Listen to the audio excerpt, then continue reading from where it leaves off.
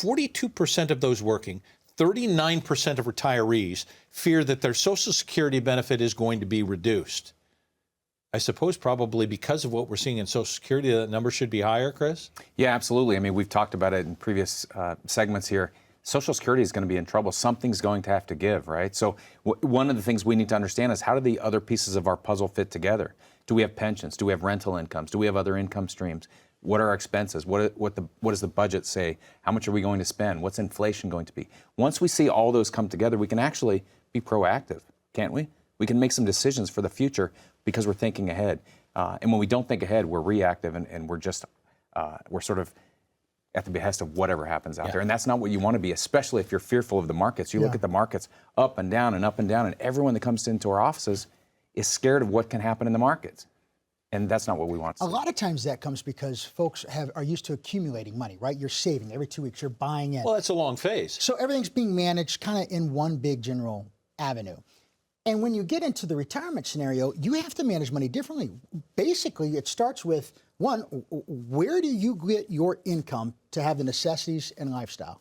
For you to do what you need to do. Yeah. Once you have that hedged and positioned, that allows other buckets of money to do the growth because now time is working in your favor. The uncertainty comes from, I have $1 million. The market was down 30%. I have $700,000.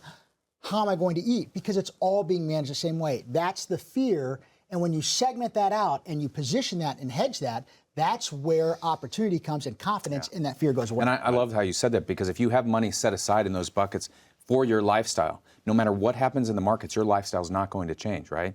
And so you have the money to handle that. Then you have that other bucket, that growth bucket that's set aside for the future so that we can withstand those short-term where the market may drop 10, 15%.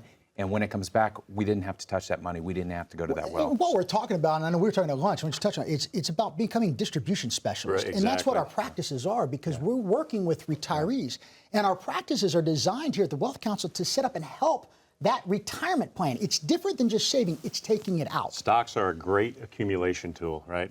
Fantastic. Market does well for accumulation. It's a horrible decumulation tool, right? Because if you start taking distributions from your portfolio and you have, poor guy that retired in 2000, minus 10, minus 12, minus 23 in the S&P, 42%. While he's taking that safe 4% withdrawal out, principal shrink, and now he's in trouble. He's digging out of the sand pit and finding himself trouble. Almost gets back to the top in 2008 comes along, right? Devastated retirees in that lost decade where the S&P returned minus 1% over a 10-year period. So that's really where we specialize at the Wealth Council is did a great job accumulating. Now, how do we optimize and maximize your benefits going forward so that you can take that nice, easy ride through retirement? When you know you have income and you have it adjusted for inflation and you have a tax plan so you know where it's going to be invested and taking that out the most tax-efficient manner, that is covered, the fear goes down.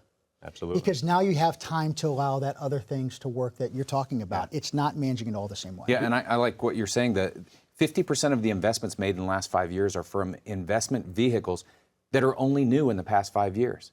So if you're not talking to someone that knows about these new investment vehicles that can put you on the right path, you might want to start. So what you need is a Social Security maximization plan.